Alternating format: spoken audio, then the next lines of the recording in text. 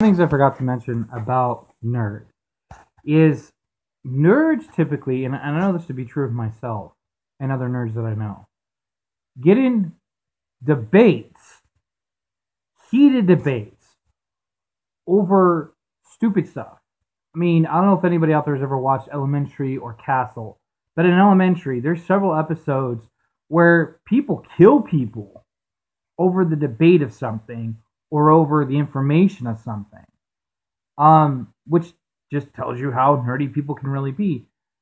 And what I've experienced with nerds, friends and friends, I can't really say family like. There's really no one else I can think of in my family who is truly a nerd like I am. Like, I like baseball, but like from a distance. I like to play it too. I don't get into the whole stats of it. My favorite team is the Cubs, and so is the Mariners, and so is the Mets. I want to see them win. That's about as far as it goes. Now, I think that every single person out there has a level of nerdiness.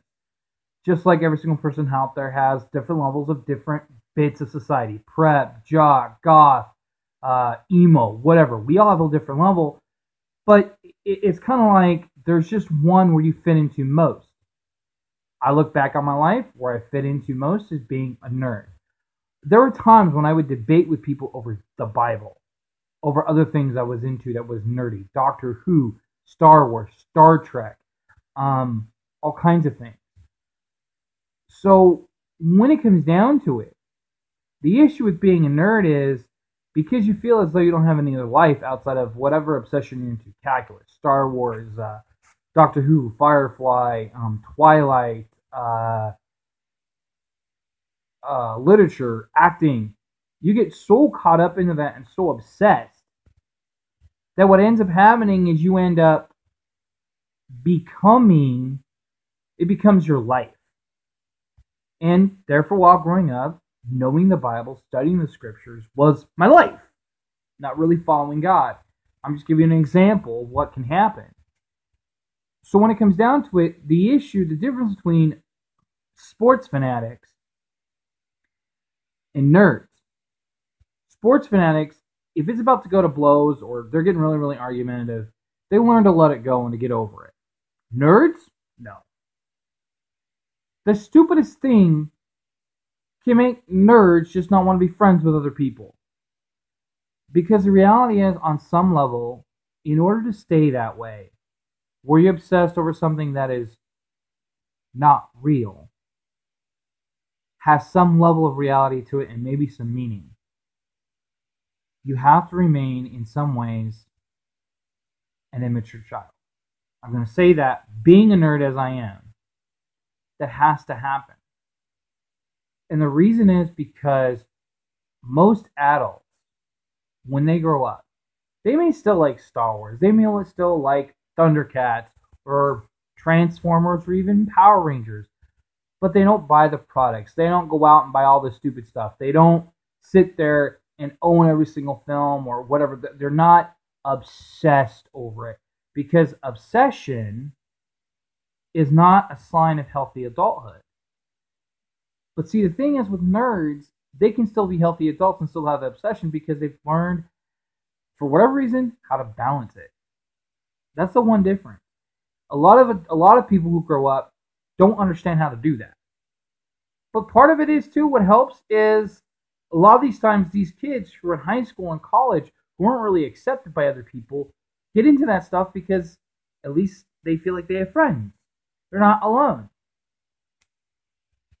So that being said, though, I'm a big nerd.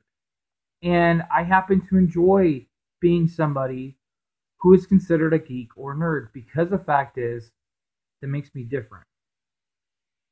Even though nerds and geeks are accepted in today's society, and you still even have the nerd uprising where nerds are cooler than they used to be, there are people out there. There was a time back in the day when they would say, "I'm a gangsta, black, white, whatever. I'm a gangsta. I'm an OG. I'm an original gangsta. I'm not a wannabe," kind of a thing.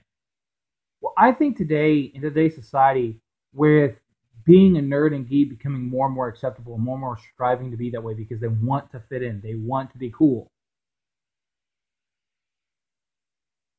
I think the people out there that are truly nerdy are truly what I call original nerds. And they're that way because that's who they are. Nerds typically enjoy more, and this is even in the description, enjoy more solitary life, to study their obsession, to look over their obsession, to research their obsession. Actors, even, that theater actors, when they put their life into acting on theater, they really don't have time for anything else. So they may get a little nerdy about it, a little obsessed over it.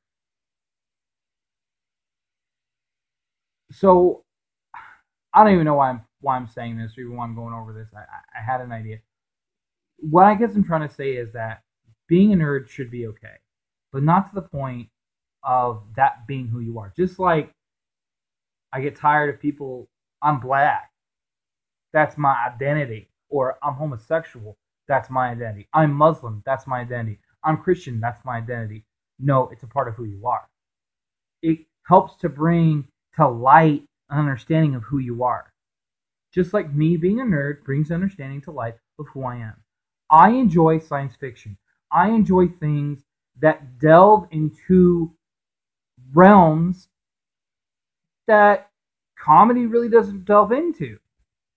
Yeah, they delve more into real life, but the realms of nerdiness, typically good fiction for nerds, delves into the idea of philosophy, of ethics. You don't really find a lot of that in comedy. You don't even really find a lot of that in crime drama. I love crime drama, but you don't find a lot of that. In science fiction and in fantasy, you find that. They delve, fantasy especially, it delves into the idea of theology and religion, spiritualism, that kind of stuff. Science fiction delves into the idea of philosophy and ethics. I think that's why it appeals to me so much, because I love the idea of philosophy and ethics. It's one of the reasons why I like the Star Wars so much, because there's some semblance of God and following God in that. Some semblance, not a lot, but some. And that's why I enjoy Star Wars. Star Trek delves into the idea of the humanity and humanism and how we are and all that kind of stuff. But I hear so many people talk about, am I a nerd? Am I not a nerd? You know, and you know if you know or not. People will call you nerd. They will call you geek. Out of the blue. I've been called odd my whole life. No matter how hard I try to fit in, I really didn't fit in places. Except for the acting geeks, because I fit there.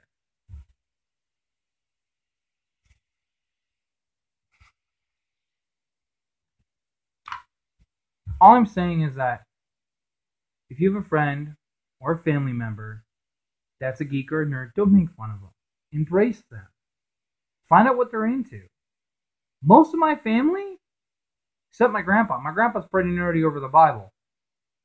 My family's really not nerdy. They're more blue-collar workers, so they're more in sports, hunting, fishing. I like hunting and fishing. Well, fishing mostly.